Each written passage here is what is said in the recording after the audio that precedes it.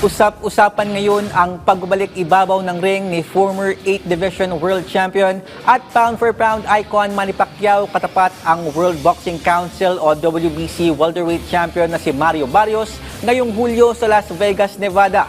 Dahil dito, ilang boxing personalities ang naalarma sa desisyon ng pambansang kamao dahil bukod sa edad na 46 years old ay hindi rin magandang ipinakitang performance nito sa kanyang huling laban kung saan isang unanimous decision loss ang natamo kontra Yordenis Ugas sa ganap noong Agosto ng taong 2021. Ilan sa mga nagbigay babala kay Pacquiao, sina boxing legend Oscar De La Hoya na sinasabing wala na sa prime year si Pacquiao para lumaban sa isang world title fight. Nagbigay din ng payag ang dating katunggali ni Pacquiao noong 2014 at former 140-pound title holder na si Chris Algieri na sana hindi maulit ang performance na ipinakita niya noong laban nila ni Ugas noong 2021.